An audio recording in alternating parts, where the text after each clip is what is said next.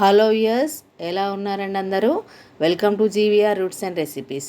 ఈరోజు ఎంతో రుచికరమైనటువంటి చాలా టేస్టీగా పిల్లలు చాలా ఇష్టపడి తినేటువంటి బాయిల్డ్ ఎగ్ మంచూరియా ఏ విధంగా చేయాలో చూద్దానండి. సో ఇది మనకి రెస్టారెంట్ స్టైల్లో ఏ విధంగా చేయాలి అనేది చూపిస్తాను.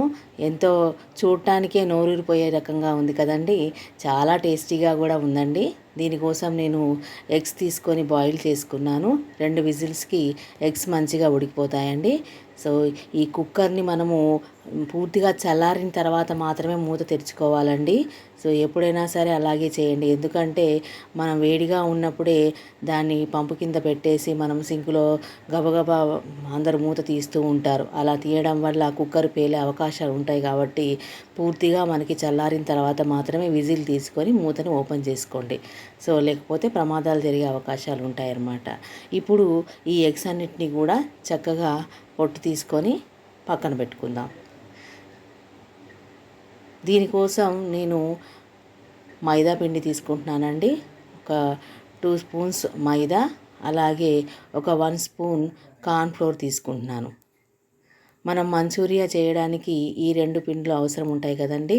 సో 1:2 రేషియోలో మనం ఇది తీసుకొని దాన్ని సెమీ లిక్విడ్గా కలుపుకుందాం. సో దీంట్లో నేను కొద్దిగా స్పైసీగా ఉండటం కోసం కొద్దిగా కారం వేసుకుంటున్నాను.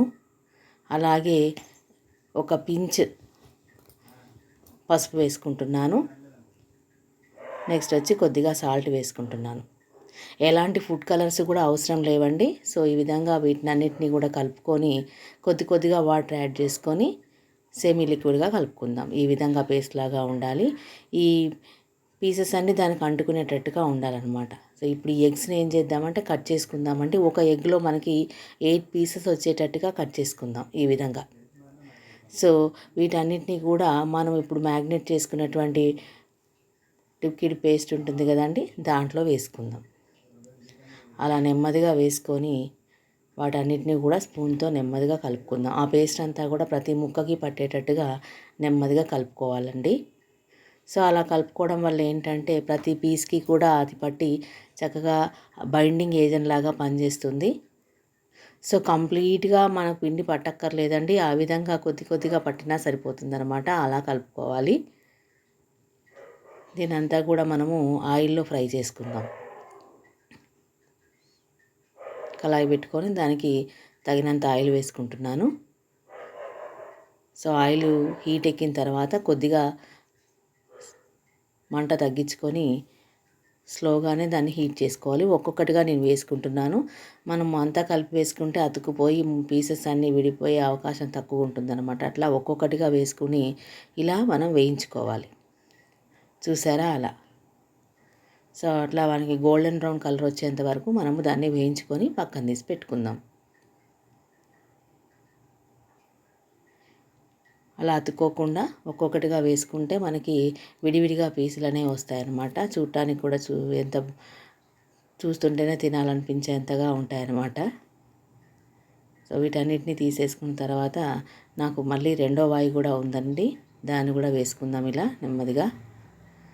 మనం ఇలా వేసుకునేటప్పుడు ఏంటంటే పిండి అనేది మనకి తగినంతనే కలుపుకోవాలండి. ఇదే విధంగా ఎక్కువ పిండి కలుపుకొని ఒక్కొక్కటిని దాంట్లో ముంచి వేస్తే ఏమవుతుందంటే మనకి కార్న్ఫ్లోర్ అనేది మైదా కార్న్ఫ్లోర్ రెండు కూడా మొత్తం ముద్దలాగా అయిపోయి మనకి దాని చుట్టూ చేరడం వల్ల ఏంటంటే ఒక్కొక్కసారి టపటపమని పేలుతూ ఉంటాయండి బోండాల్లాగా ఇవి కూడా.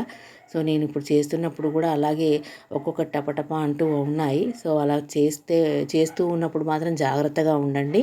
అలా మొత్తం పిండి అంతా ముద్దలాగా కాకుండా మధ్యలో గ్యాప్ వచ్చేటట్టుగా ఆ ఎగ్ పైన ఉంటే మనకి పేలే అవకాశాలు తక్కువగా ఉంటాయి అన్నమాట.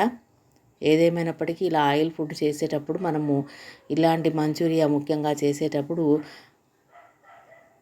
చింది పడే అవకాశం ఉంటుంది కాబట్టి జాగ్రత్తగా చేయండి. చూసారా అలా మనకి గోల్డెన్ బ్రౌన్ కలర్ రావాలన్నమాట. నెమ్మదిగా సిమ్లో వేయించుకుంటే ఏంటంటే పిండి చక్కగా ఉడుకుతుంది. పిల్లలు స్ట్రీట్ సైడు అన్నీ కావాలని చెప్తూ ఉంటారు. వెళ్ళినప్పుడు మనము పిల్లలకి కాదని చెప్పలేము. కానీ బయట మనం తెచ్చుకొని తినటం వల్ల ఏమవుతుందంటే వాళ్ళు ఫుడ్ కలర్స్ వేస్తూ ఉంటారు. అలాగే టేస్టింగ్ సాల్ట్ వేస్తూ ఉంటారు. సో ఇవన్నీ చూసారా ఎంత టేస్టింగ్గా చూడటానికి ఎంత బాగున్నాయో. అలా ఆ కెమికల్స్ కలిపినటువంటి ఫుడ్ని మనం డబ్బులు ఎక్కువగా పెట్టి కొనుక్కోవడం వల్ల మనకు వచ్చేది అనారోగ్యమే తప్ప ఏమీ లేదండి. సో నేను దీన్ని తీసుకున్న తర్వాత అదే కళాయిలో కొద్దిగా ఆయిల్ ఉంచుకొని మిగతాది పక్కన పెట్టుకున్నాను. నేను ఒక బిగ్ సైజ్ ఆనియన్ తీసుకొని సన్నగా కట్ చేసుకున్నానండి. అలాగే ఒక్క పచ్చిమిర్చి మాత్రమే కట్ చేసుకున్నా, మిర్చి కొంచెం ఘాటుగా ఉందని. దాన్ని కొద్దిగా ఆయిల్ వేసుకొని ఇలా మనము వేపుకోవాలి. నేను ఏ సాసు యూస్ చేయట్లేదండి, నా దగ్గర ఏదీ లేదు. ఎందుకంటే సాసులు కూడా స్టాక్ ఐటెం కాబట్టి నేను ఎక్కువగా ప్రిఫర్ చేయను. అది హెల్త్కి అంత బెనిఫిట్ కాదు. సో నార్మల్గానే నేను ఇది తీసుకుంటున్నాను. ఇలా నెమ్మదిగా దాన్ని వేయించుకున్న తర్వాత దాంట్లో కొద్దిగా పసుపు వేసుకున్నానండి, కొద్దిగా అల్లం వెల్లుల్లి పేస్టు లైట్గా, కొద్దిగా సాల్ట్. సో ఇవన్నీ వేయించుకున్న తర్వాత చూసారా, ఇది ఇందాక మనము మ్యాగ్నెట్ చేసుకున్న గిన్నె ఉంది కదండి, దాని చుట్టూ అంటుకున్నటువంటి పిండి ఉంటుంది కదా, దాన్నే నేను కొద్దిగా వాటర్ వేసుకొని క్లీన్ చేసుకున్నట్టుగా చేసుకొని అదే వాటర్ని నేను పోసుకున్నాను అనమాట. కొంచెం లిక్విడ్గా రావడం కోసం అదే వాటర్ని పోసుకోవాలన్నమాట. కార్న్ఫ్లోర్ ఉంటుంది కాబట్టి టేస్ట్ ఉంటుంది. ఇప్పుడు ఈ పీసెస్ అన్నిటినీ కూడా దీంట్లో వేసుకొని కొద్దిగా కారం వేసుకుందాము. చూసారా, ఆ విధంగా వాటన్నిటిని కూడా వేపుకోవాలి. కొద్దిగా లైట్గానే వేసుకుంటున్నానండి కారం కూడా. అలాగే కొద్దిగా ధనియాలు మసాలా పౌడర్ అండి, ఇది కొద్దిగా వేసుకుంటున్నాను.